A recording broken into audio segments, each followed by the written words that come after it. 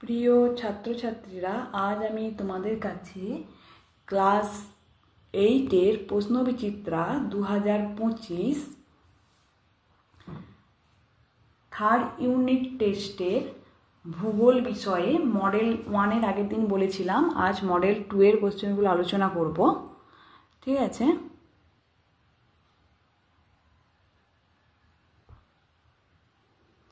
তোমাদের দেখো প্রথমে আমি বলে দেব। ঠিক আছে,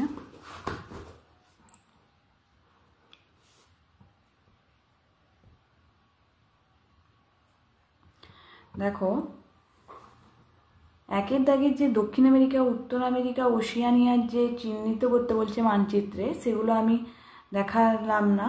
তোমরা অবশ্যই কিন্তু এগুলো প্র্যাকটিস করে নেবে। আমি কোশ্চেন অ্যান্সারগুলো তোমাদের কাছে আলোচনা করে দেব। সিয়াল ও সীমা স্তরের মধ্যে অবস্থিত বিষুক্তি রেখাটি হল এ কনরাড, বি মোহ, সি রেপিত্তি, ডি গুটেনবার্গ বিষুক্তি রেখা। উত্তর হবে এ কনরাড। দুইয়ের দাগের বেলে পাথর রূপান্তরিত হয়ে তৈরি হয় A quartzite, B marble, C slate, D schist. উত্তর হবে এ কোয়ার্টজাইট। তিনের দাগের বজ্র বিদ্যুৎ সহ প্রচণ্ড ঝড় বৃষ্টি হয় যে মেঘে, সেটি হলো স্ট্যাটাস, নিম্বোস্ট্যাটাস, কিউমুলাস, কিউমুলোনিম্বাস। উত্তর হবে কিউমুলোনিম্বাস। চারের দাগের জলীয় বাষ্প জলকণায় পরিণত হওয়ার প্রক্রিয়াকে বলে এ বৃষ্টিপাত, বি ঘূর্ণিভবন, সি অধঃক্ষেপণ, ডি বাষ্পীভবন। উত্তর হবে ডি বাষ্পীভবন। পাঁচের দাগের পৃথিবীর ফলের ভাণ্ডার অবস্থিত যে জলবায়ু অঞ্চলে, সেটি হলো এ নিরক্ষীয় জলবায়ু অঞ্চল, বি ভূমধ্যসাগরীয় জলবায়ু অঞ্চল, সি মৌসুমী জলবায়ু অঞ্চল, ডি তুন্দ্রা জলবায়ু অঞ্চল। উত্তর হবে বি ভূমধ্যসাগরীয় জলবায়ু অঞ্চল। ছয়ের দাগে তুন্দ্রা অঞ্চলের দক্ষিণে প্রবল তুষারপাত থেকে রক্ষা পাওয়ার জন্য তৈকা জলবায়ুর উদ্ভিদগুলি এ নরম ধরনের, বি শঙ্কু আকৃতির, সি চাঁদোয়া সৃষ্টি করে, ডি কাঁটাযুক্ত হয়। উত্তর হবে বি শঙ্কু আকৃতির। সাতের দাগের পৃথিবীর সবচেয়ে বড় পরমাণু দুর্ঘটনা হলো A Chernobyl, B Minamata, C Fukushima, D Bhopal. উত্তর হবে সি ফুকুশিমা। আটের দাগের পরিবেশ অবনমনের একটি মনুষ্যসৃষ্ট কারণ হলো এ সুনামি, বি ভূমিকম্প, সি অপরিকল্পিত নগরায়ন, ডি ধস। এটার উত্তর হবে সি অপরিকল্পিত নগরায়ন। নয়ের দাগে রূপোর শহর বলা হয় এ ব্রোকেন হিলকে, বি গ্রিনল্যান্ডকে, সি নিউজিল্যান্ডকে, ডি অস্ট্রেলিয়াকে। উত্তর হবে এ ব্রোকেন হিলকে। দশের দাগে নিউজিল্যান্ডের একটি বিখ্যাত সমভূমি হলো এ ক্যান্টারবেরি সমভূমি, বি পম্পাস সমভূমি, সি গাঙ্গেয় সমভূমি, ডি নীলনদ সমভূমি। তিনের দাগের একে শিলামণ্ডলের নিচে গুরুমণ্ডলের বিশেষ স্তরটি হলো ড্যাশ। উত্তর হবে অ্যাসথেনোস্ফিয়ার। দুয়ের দাগে ড্যাশ পাত সীমানায় ধ্বংস বা সৃষ্টি কিছুই হয় না। উত্তর হবে নিরপেক্ষ পাত সীমানায়। তিনের দাগে ব্যাসেল্ট শিলা দেখা যায় ভারতের ড্যাশ মালভূমি অঞ্চলে। উত্তর হবে দাক্ষিণাত্য মালভূমি অঞ্চলে। চারের দাগের বায়ুর গতিবেগ মাপা হয় ড্যাশ যন্ত্রের সাহায্যে। উত্তর হবে অ্যানিমোমিটার। পাঁচের দাগের কিউমুলোনিম্বাস মেঘের অপর নাম ড্যাশ। উত্তর হবে ব্রজমেঘ। তারপরে দেখো বাম দিক আর ডান দিক আমি তোমাদেরকে দেখিয়ে দেবো, মেলাও। বাম দিকে একে আছে শিলামণ্ডল ও গুরুমণ্ডল, তার সঙ্গে ডান দিকে মিলবে মোহ বিষুক্তি। দুই আছে সক্রিয় আগ্নেয়গিরি, তার সঙ্গে মিশবে ভিসুভিয়াস। তিনে আছে আগ্নেয় শিলা, তার সঙ্গে মিলবে গ্রানাইট। চারে আছে বায়ুপ্রবাহের দিক নির্ণয় যন্ত্র, তার সঙ্গে মিলবে বাঘ পতাকা। পাঁচে আছে হ্যারিকেন, তার সঙ্গে মিলবে ক্যারিবিয়ান সাগর। সিয়ে দেখো শুদ্ধ হলে শুদ্ধ, অশুদ্ধ হলে অশুদ্ধ। একে চিরসবুজ উদ্ভিদ দেখা যায় ভূমধ্যসাগরীয় অঞ্চলে, এটা হবে অশুদ্ধ। দুইয়ের দাগে জীববৈচিত্র্য সব থেকে বেশি দেখা যায় নিরক্ষীয় জলবায়ু অঞ্চলে, এটা হবে শুদ্ধ। তিনের দাগে চিপকো কথার অর্থ হচ্ছে বৃক্ষরোপণ, এটা হচ্ছে অশুদ্ধ। চারের দাগের সৌরশক্তি ও বায়ুশক্তি হলো পরিবেশ বান্ধব শক্তি, এটা হবে শুদ্ধ। পাঁচের দাগে অস্ট্রেলিয়ায় পম্পাস তৃণভূমি দেখা যায়, এটা হবে অশুদ্ধ। সৌরশক্তি বায়ুশক্তি হলো পরিবেশ বান্ধব শক্তি, এটা শুদ্ধ হবে। দুইয়ের দাগের দেখো নিচের প্রশ্নগুলির অতি সংক্ষিপ্ত উত্তর দাও। একে আছে লোহা সব থেকে বেশি কোথায় আছে। উত্তর হবে পৃথিবীর কেন্দ্রে। দুয়ে কোন যন্ত্রের সাহায্যে ভূমিকম্পের তীব্রতা পরিমাপ করা হয়। উত্তর হবে সিসমোগ্রাফ। তিনের দাগে কোন ভূমিকম্প তরঙ্গ ভূপৃষ্ঠে প্রথম পৌঁছায়। উত্তর হবে পি তরঙ্গ। চারের দাগে জীবাশ্ম কোন শিলায় দেখা যায়। উত্তর হবে পাললিক শিলায়। পাঁচের দাগের মৌসুমী বায়ু কোন বায়ুর উদাহরণ। উত্তর হবে সাময়িক বায়ুর উদাহরণ। তারপরে দেখো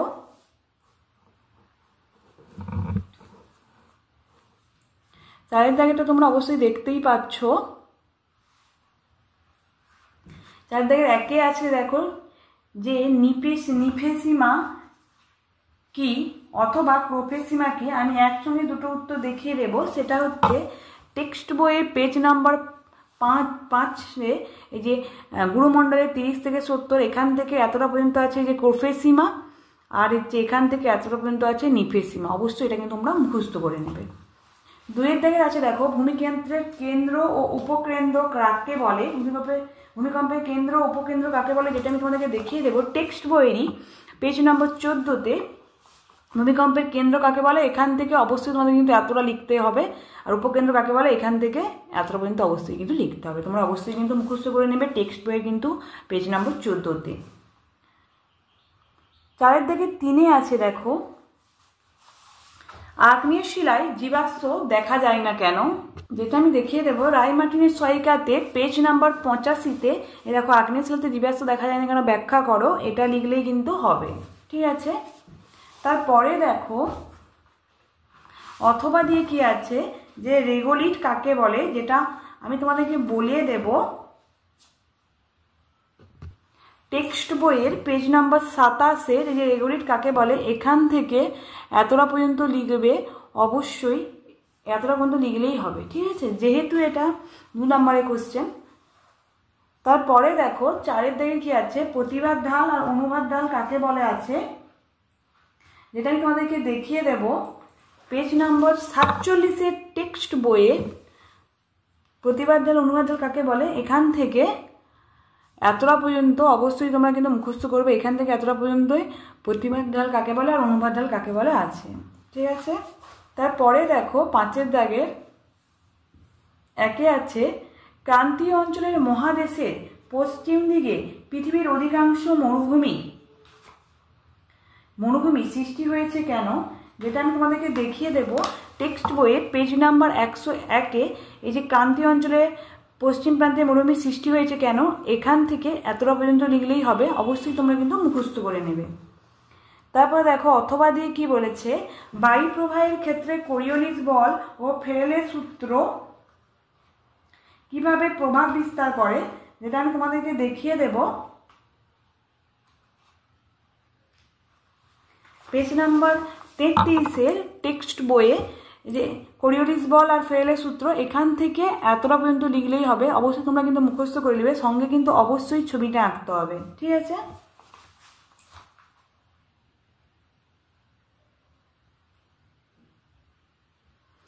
তারপরে দেখো ITCZ বলতে কি বোঝো, যেটা আমি তোমাদেরকে দেখিয়ে দেবো টেক্সট বইয়ে পেজ নাম্বার 35-এ। এই যে ITCZ আছে দেখতেই পাচ্ছ, এটা কিন্তু অবশ্যই তোমরা ছোট করে অবশ্যই কিন্তু ছবি আঁকবে, সঙ্গে কিন্তু এটা পুরোটাই লিখতে হবে। ঠিক আছে, এটি কোন জলবায়ুকে কীভাবে প্রভাবিত করেছে, অবশ্যই তোমরা এটা লিখবে নিরক্ষীয় অঞ্চলের জলবায়ুকে প্রভাবিত করেছে। ঠিক আছে, আর হচ্ছে ভূমধ্যসাগরীয় জলবায়ুর প্রধান বৈশিষ্ট্যগুলি কি লেখো, যেটা আমি তোমাদেরকে দেখিয়ে দেব। এই যে ভূমধ্যসাগরীয় জলবায়ুর প্রধান বৈশিষ্ট্য সারা বছর মৃদুভাবাপন্ন নাতিশীতোষ্ণ জলবায়ু, শুষ্ক গ্রীষ্মকাল এবং শীতকালীন বৃষ্টিপাত ভূমধ্যসাগরীয় জলবায়ুর প্রধান বৈশিষ্ট্য। ঠিক আছে, যেটা টেক্সট বইয়ের পেজ নম্বর 58-তে আছে। অবশ্যই তোমরা কিন্তু মুখস্থ করে নেবে। তারপরে দেখো 3 দাগের আছে স্থিতিশীল উন্নয়ন ও পরিবেশ সংরক্ষণ কিভাবে পরিবেশকে বাঁচাতে পারে। ঠিক আছে, যেটা আমি তোমাদেরকে দেখিয়ে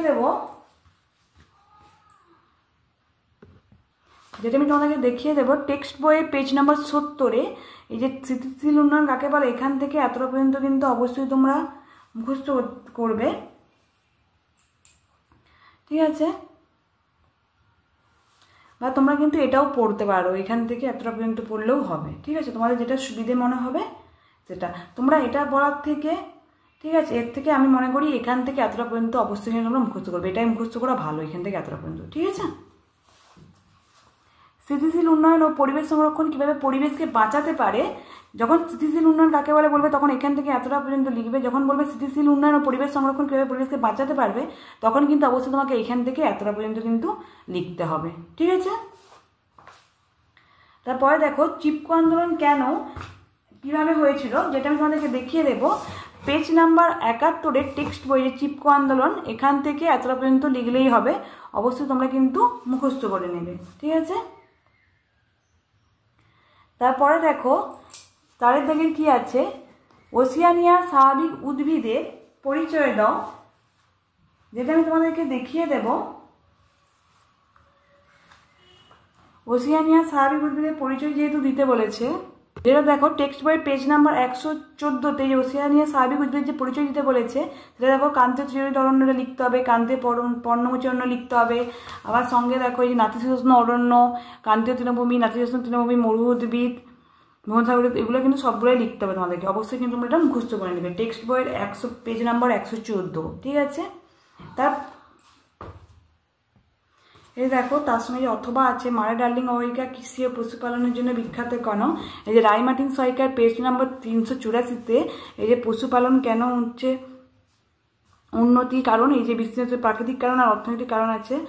অবশ্যই তোমাদেরকে এটা মুখস্থ করতে হবে। আর সঙ্গে যে দেখো আরেকটা যে আছে কৃষিতে উন্নত কেন, এই যে কৃষিতে উন্নতির জন্য কিন্তু 385 পেজের সহায়িকাতে এই যে কৃষিতে উন্নতি কেন, এই যে এখানে কিন্তু 5টা পয়েন্ট আছে, যে কোনো তোমরা কিন্তু যটা পয়েন্ট পারবে অবশ্যই তোমরা কিন্তু তটাই মুখস্থ করবে।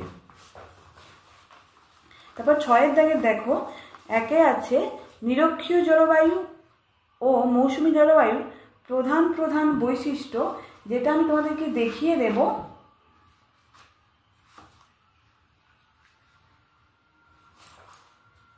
ঠিক আছে, যেটা আমি তোমাদেরকে দেখিয়ে দেবো।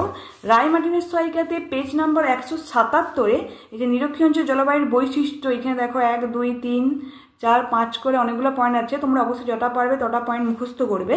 নিরক্ষীয় অঞ্চল জলবায়ুর বৈশিষ্ট্য এইটা। আর মৌসুমী জলবায়ু অঞ্চলের বৈশিষ্ট্য আমি তোমাদেরকে দেখিয়ে দেবো। এই দেখো পেজ নাম্বার 180 রায় মার্টিনের সহায়িকাতে যে মৌসুমী জলবায়ুর বৈশিষ্ট্য আছে, এপাশে প্রকৃতি, তারপর এপাশে দেখো আছে উচ্চতা, বায়ুচাপ, বিপরীত বায়ু প্রবাহ, বৃষ্টিপাত। তোমরা যতগুলো পারবে অবশ্যই কিন্তু মুখস্থ করে নেবে। তারপর অথবা দিকে আছে দেখো ভূমধ্যসাগরীয় জলবায়ু অঞ্চলে আর্থসামাজিক পরিবেশ ও জীবনযাত্রার পরিচয় দাও, যেটা রায় মার্টিন সহায়িকাতে পেজ নাম্বার 185 এই যে ভূমধ্যসাগরীয় জলবায়ু অঞ্চলে আর্থসামাজিক অবস্থা, যেটা হচ্ছে এখান থেকে এটা পুরোটা প্লাস এপাশেও কিন্তু পুরোটা মুখস্থ করতে হবে, ঠিক আছে। তারপর 2 কি আছে দেখো পরিবেশের অবনমনের নিয়ন্ত্রণের উপায়গুলি লেখো, পেজ নাম্বার 217 রায় মার্টিনের সহায়িকাতে এই যে পরিবেশের অবনমনের নিয়ন্ত্রণের উপায়। এখানে দেখতেই পাচ্ছ অনেকগুলো পয়েন্ট আছে, মোট 10টা পয়েন্ট আছে। তোমরা যতগুলো পয়েন্ট পারবে অবশ্যই মুখস্থ করবে। কিভাবে পরিবেশের অবনমন ঘটে উদাহরণ সহ ব্যাখ্যা করো, যেটা আমি তোমাদেরকে দেখিয়ে দেব। রায় মার্টিনের সহায়িকাতেই পেজ নাম্বার 215 এই যে কি কারণে পরিবেশের অবনমনের ঘটে, এই যে দেখো পরিবেশের অবনমনের কারণ প্রাকৃতিক কারণ, আর এই যে নিচে আছে দেখো মনুষ্য সৃষ্ট কারণ, ঠিক আছে। এগুলো সবগুলো কিন্তু এখানে মুখস্থ করতে হবে, ঠিক আছে। তারপরে দেখো 3 দাগে কি আছে, অস্ট্রেলিয়ার প্রধান 4টি জলবায়ু অঞ্চলের সংক্ষিপ্ত পরিচয় দাও, যেটা আমি তোমাদেরকে দেখিয়ে দেব। রায় মার্টিনের সহায়িকাতে পেজ নাম্বার 359 ঠিক আছে। ওসিয়া মহাদেশে যে অস্ট্রেলিয়া বিভিন্ন জলবায়ু, যে নিরক্ষীয় জলবায়ু, ক্রান্তীয় জলবায়ু, নাতিশীতোষ্ণ জলবায়ু, ভূমধ্যসাগরীয় জলবায়ু, ক্রান্তীয় মরু জলবায়ু, অনেকগুলোই আছে। যেহেতু প্রধান 4টি জলবায়ু অঞ্চলে বলছে, তাই প্রথম 4টা যে কোনো জলবায়ু অঞ্চলে অবশ্যই তোমরা কিন্তু এটা মুখস্থ করে নেবে, ঠিক আছে। রায় মার্টিনের সহায়িকাতে পেজ নাম্বার 359। তারপরে দেখো অথবা দেখি আছে অস্ট্রেলিয়ার প্রধান 4টি ভূপ্রাকৃতিক অঞ্চলের সংক্ষিপ্ত পরিচয় দাও, যেটা আমি তোমাদেরকে বলে দেব। এই যে দেখো পেজ নাম্বার 356 রায় মার্টিনের সহায়িকাতে অস্ট্রেলিয়ার ভূপ্রাকৃতিক বৈচিত্র্য সংক্ষিপ্ত, এই যে নিচে দেখো পূর্ব দিকের উচ্চভূমি আছে, তারপর এপাশে দেখো পশ্চিমের মালভূমি, মধ্যভাগের সমভূমি, উপকূলীয় সমভূমি, এরকম অনেক আছে। ওগুলো কিন্তু তোমাদেরকে সবগুলোই মুখস্থ করতে হবে, ঠিক আছে। তোমাদের যদি আমার এই চ্যানেলটা ভালো লেগে থাকে অবশ্যই লাইক, কমেন্ট আর বেশি বেশি করে শেয়ার করে দেবে, যাতে অন্য বন্ধুরাও দেখতে সুবিধা হয়। আমার ভিডিওটা আগে পাওয়ার জন্য অবশ্যই কিন্তু সাবস্ক্রাইব করে রাখবে। তোমাদের যদি অন্য কোনো সাবজেক্টের সাজেশন লাগে অবশ্যই কিন্তু আমাকে কমেন্ট করে জানাতে পারো, আমি অবশ্যই তোমাদেরকে দেওয়ার চেষ্টা করব। ধন্যবাদ।